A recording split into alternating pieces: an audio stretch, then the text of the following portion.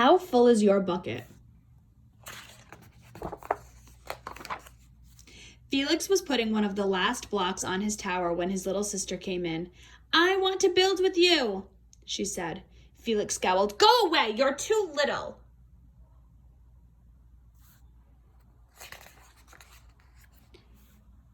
I'm big. Stay back or you'll knock it over. I can be very careful.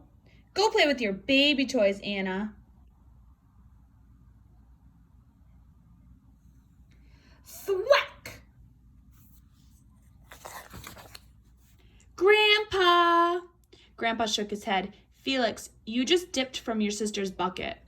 Like everyone else, Anna has an invisible bucket. When it's empty, she feels bad.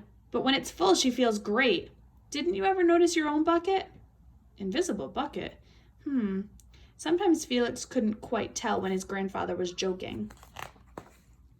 But the next morning when Felix woke up, there it was, a small gray bucket floating above his head. When Felix came down to have breakfast, his mom was in a hurry. I've got a meeting this morning. It's almost time to go. Anna, sit still. Felix slipped, and cocoa Wheaties scattered across the floor. Felix! Yelled his mom. You should have used the stool to reach that.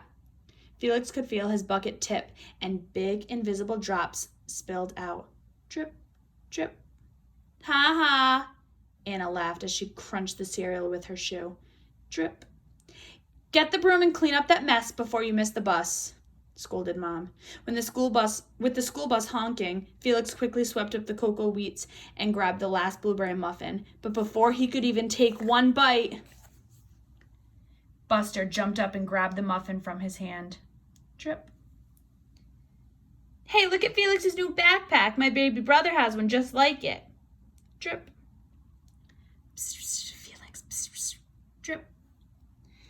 Watch out, shrimp. Drip. It was still morning and Felix's bucket felt almost empty.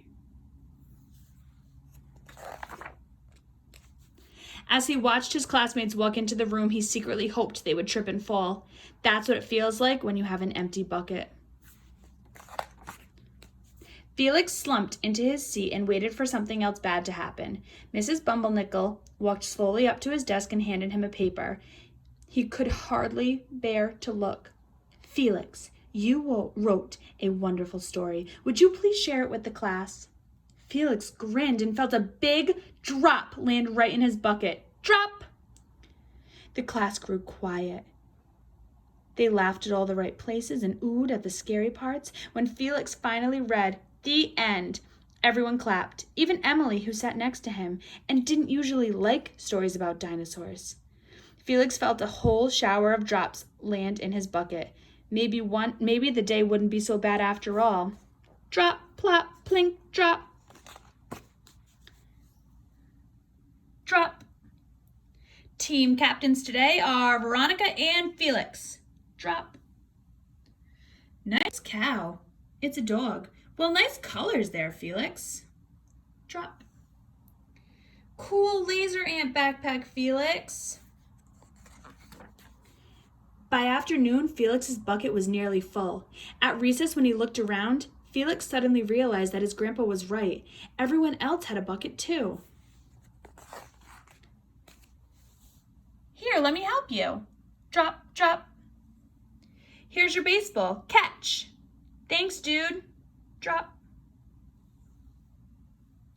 Hi, I'm Felix. Is it your first day?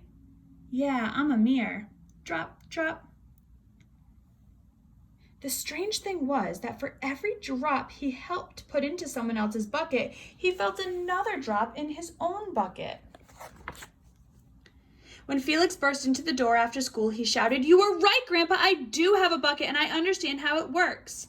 Then he saw Anna's torn doll. "Bad dog," he almost scolded. But then he thought, dogs might have invisible buckets too.